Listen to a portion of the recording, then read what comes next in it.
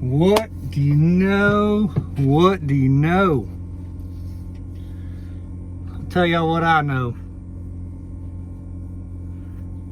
My first week as a Landstar BCO is nearing an end.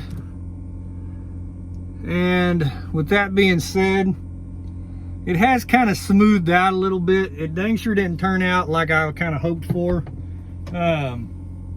Not going to recap the numbers yet because the week's not quite over yet. I'm actually picking up my last load for the week right now. It's a little short hop. It's going to take me through the house. I need to go to the house, and then I'll deliver this on Monday morning, and then I'll go back to the house, and then I'll leave out Tuesday morning. I got to be home Monday afternoon. So this is my last load for the week, and like I said, I will recap the numbers later, but I just kind of wanted to touch on a couple of things.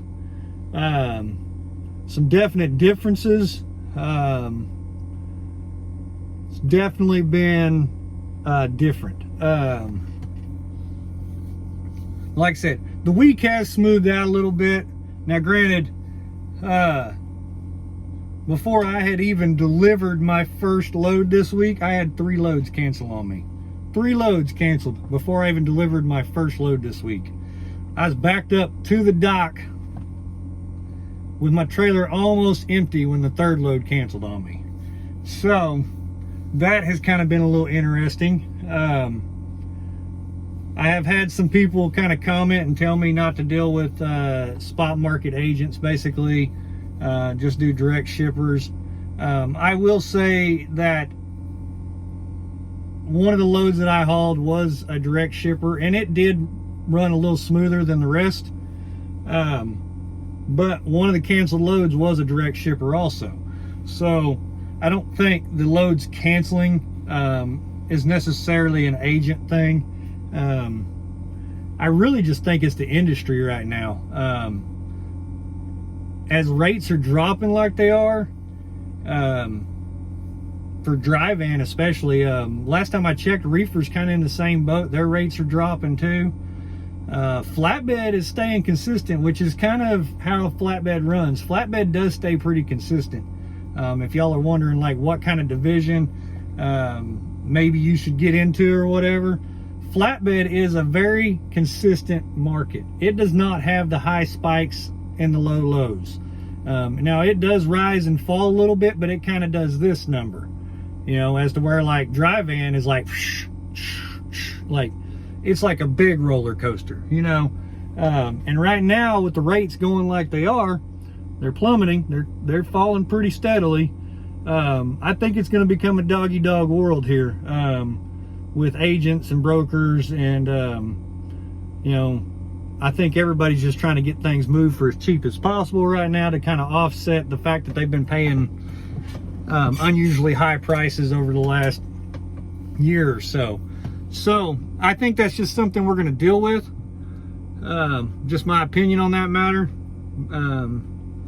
But with that being said, that kind of rolls into my my next thought. I get a couple of comments like questioning like why I would go to Landstar, why would I let some company take 35% of my revenue, you know, why not get your own authority, why not run your own numbers, you know. I get these comments all the time, and sometimes it's hard for me to bite my lip and not just kind of be rude about it. I'm a pretty easygoing guy. I'm not very confrontational for the most part. But with that being said, I think a lot of times these comments are kind of being placed by people that really don't know the industry that well, or they've never done it, you know. Right now, with rates dropping like they are in the spot market so uncertain right now, running solely spot market freight isn't exactly ideal for me. And with that being said, ideal for me may not be the same for somebody else. To each their own, you know. There's multiple lanes you can run out here, and I'm not talking freight lanes. You can be a company driver and make good money. You can be a regional driver and make good money. You can be an OTR driver, make good money. You know, it just depends on what you want to do and how much effort you want to put in.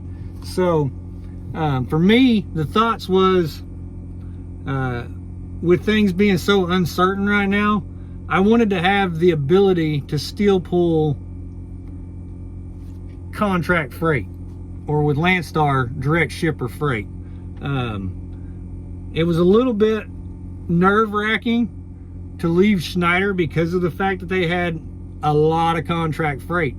And I knew whenever I made the decision that I was taking a risk because of the fact that the way the markets are going right now,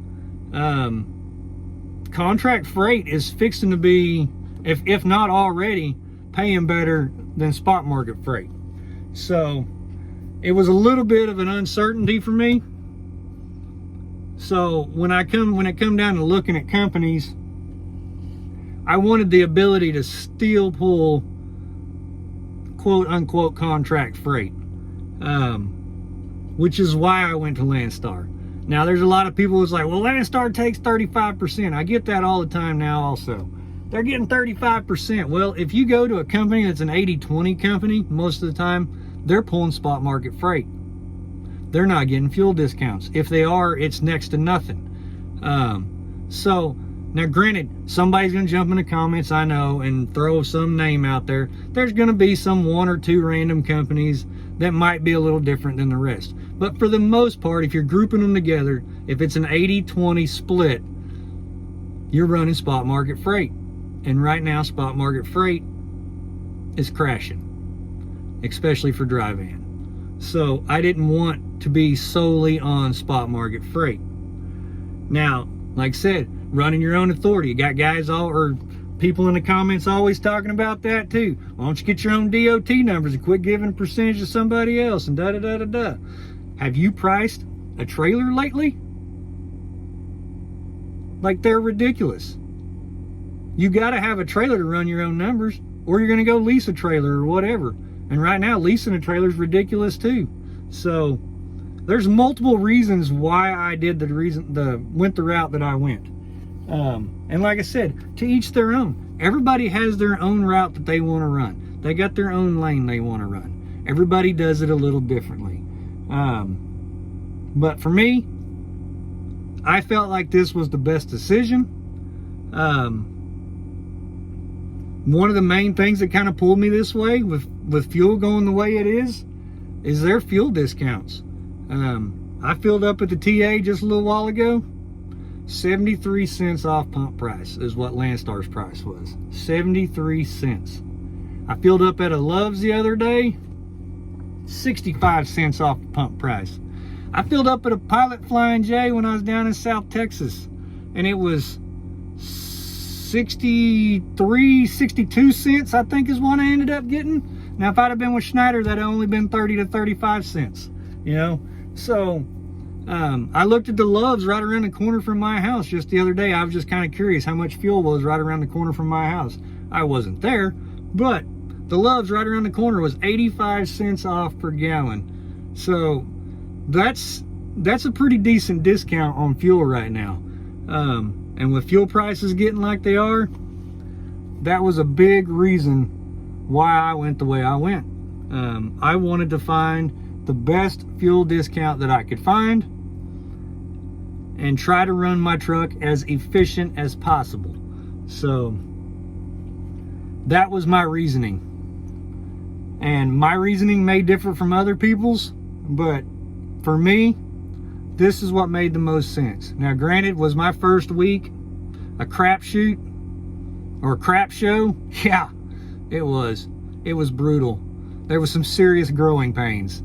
So, and I'm a lot like most other people in the world. I don't like change. You know, I don't like falling out of my routine. And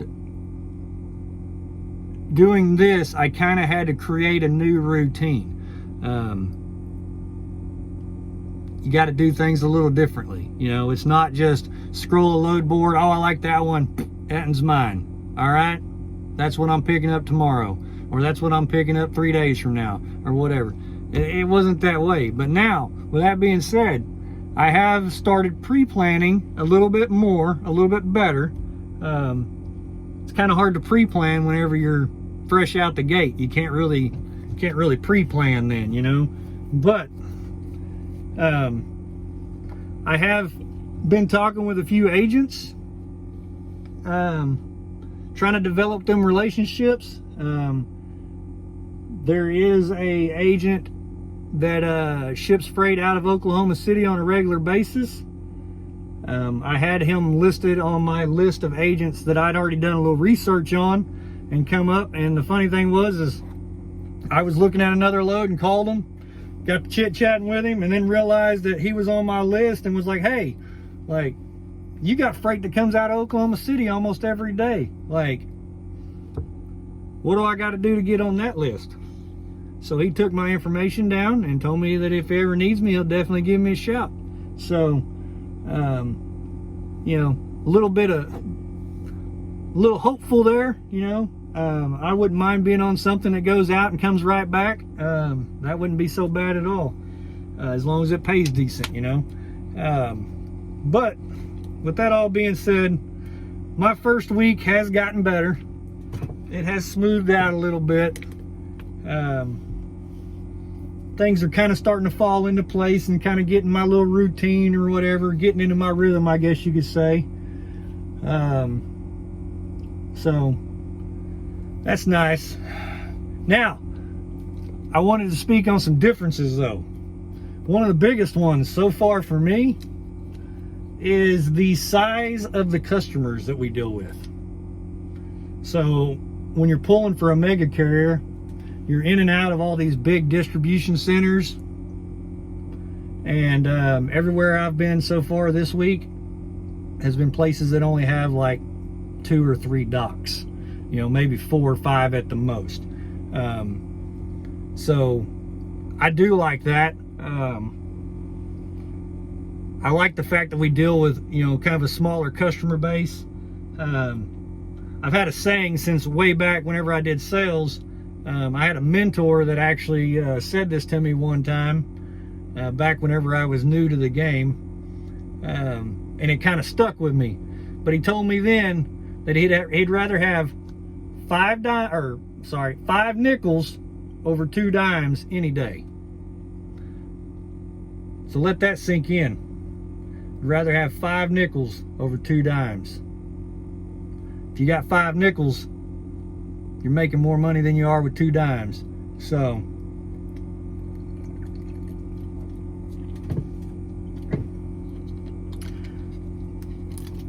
that's why I like the smaller customer base once in a while. They're not putting out the volume, so therefore they're not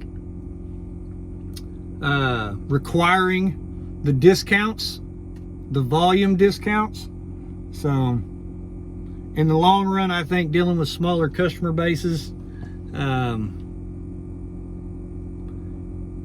should equal better revenue in the long run. So we will see. So like I said, we will see. So with that all being said, I'm glad y'all hung around till the end. Like always, hit that thumbs up, hit that subscribe if you haven't subscribed yet.